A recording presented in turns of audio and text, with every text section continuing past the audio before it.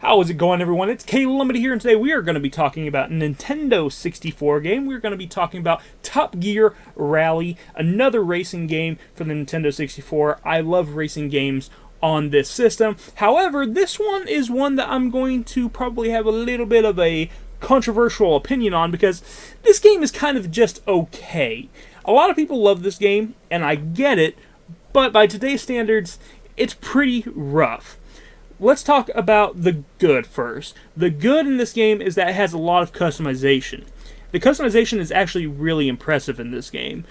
Before every race, it will let you pick your steering, it will let you pick your suspension, and your actual tires as well.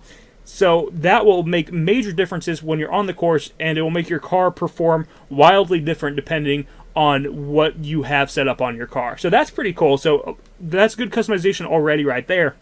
And more good customization is the fact that this game lets you do custom paint jobs. So you can have one skin for all your cars. Now, I don't know if you can have more than one skin at a time. I created multiple, but it kept saving over the same one over and over again. Maybe there is a way to have multiple, and I just never figured it out. If you know, let everyone know in the comments down below, because it'd be nice to have more than one paint job saved at a time, but it is what it is.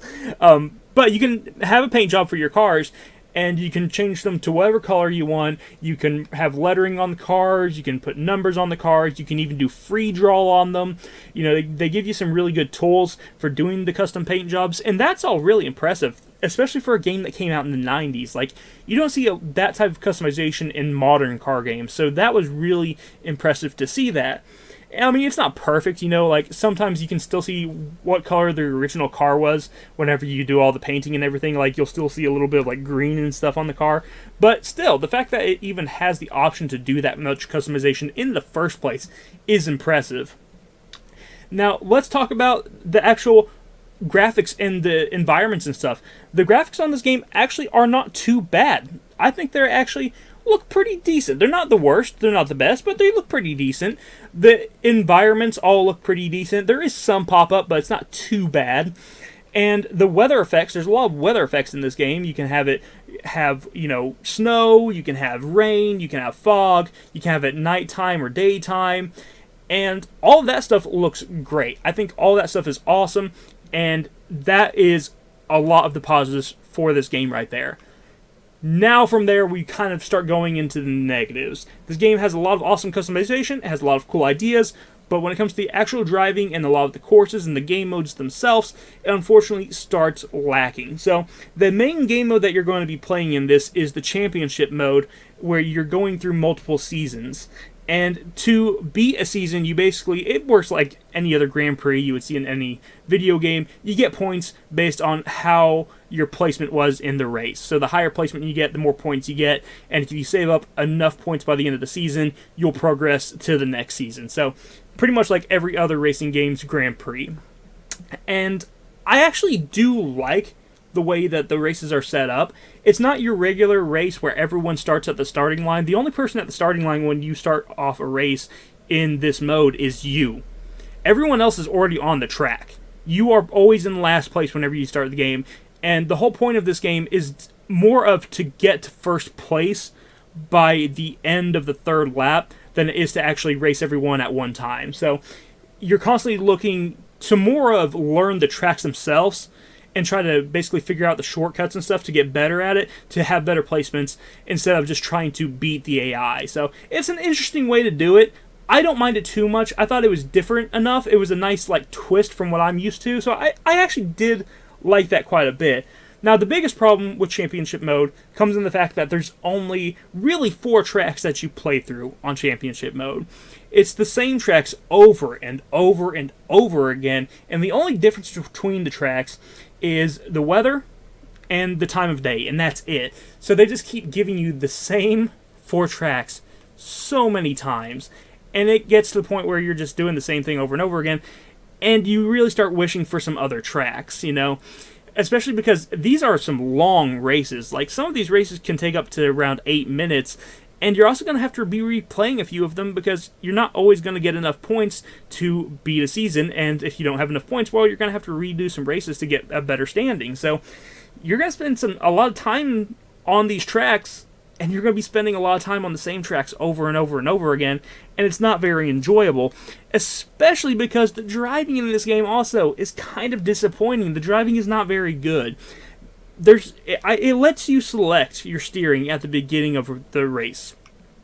The problem is that none of the steering feels particularly good. There is no good middle ground. It's either way too sensitive, way too slippery, or it's just ridiculously stiff and it's hard to turn the car. There's not really a good way to have your steering set up in this game. It just feels off no matter what. And then there's performance issues with this game. One thing that I noticed is that whenever two cars get really close to each other in the same frame, I should say three cars. When it's three cars, when you get three cars on the TV at the same time, you get massive slowdown, like really, really bad frame rate drops. It's so noticeable, and it's so bad when it happens. And it's so bad that in arcade mode, they actually only have one-on-one races because they know that multiple cars can't be on the screen at one time. So they knew that they could only handle one-on-one races in a standard arcade race, which is just crazy to me, because arcade race is completely different than championship mode. In arcade race, when you do that, it's actually the two cars that are in the race start off at the line, but championship mode is completely a different setup than that. But the fact that they were only able to do two cars at one time in arcade mode, the fact that they're only able to do two cars at the same time in arcade mode is insane to me. But it is what it is, I guess at least they found a way to make it work. But yeah, it was rough. Its performance is rough. Its controls are just not very good. Its frame rate definitely had issues. There's also a lot of other issues in terms of the cars feeling floaty, and since they don't handle very well, you're going to be bouncing off walls, and you're going to be using the walls to kind of help you guide your car and stuff like that. And there's times where you'll just flip out and fly out of the map. This is the only racing game where I've actually fallen through the map before. I fell through the map not once, not twice, but multiple times in this. And luckily, it just respawns you back. However, that respawn, you cannot always count on it to respawn your vehicle back very well.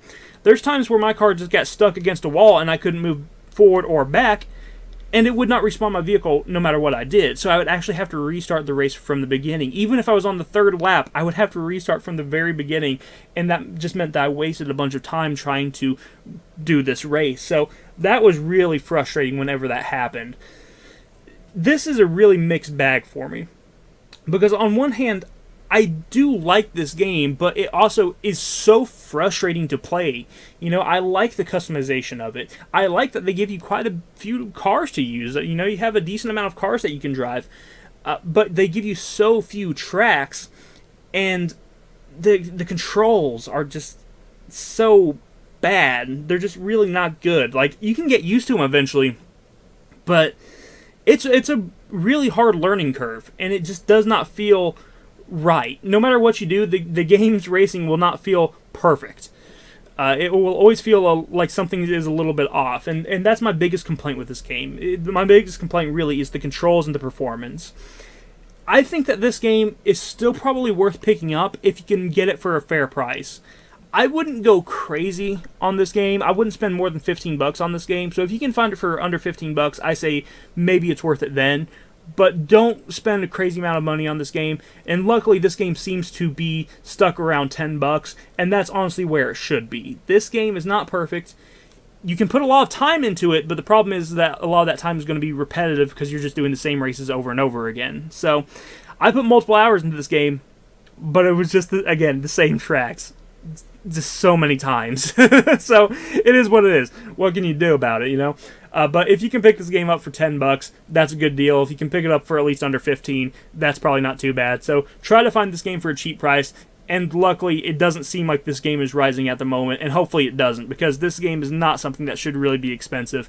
And if it does start getting expensive, I wouldn't recommend it at that point. But because there's a lot of other racing games on the N64 that are way better than this one, I like the ideas that this one had. It was obviously trying to be more of a simulator-style racing game at the time. And by today's standards, it's more of like a 50-50 style game. It's more of like 50% arcade and 50% simulator. By the time, you can really tell they were trying to be a simulator, and it just did not age very well. I understand why it was very good for the time. I understand why people liked it at the time, but as it's aged, it just hasn't aged gracefully, unfortunately. So it's not a bad game, but it's also not a good game. It's just somewhere in the middle. It's just an okay game, so don't go crazy on it. But thank you so much for watching. I hope that you enjoyed this video. If you did, hit the like button, subscribe button down below. Check out Top Gear Rally if you want. It's not a bad game. It's just not a game that's worth a whole lot of money, in my opinion, and you shouldn't spend a whole lot on it. But thank you for watching. I'll talk to you in the next one. You have a wonderful day. Bye-bye.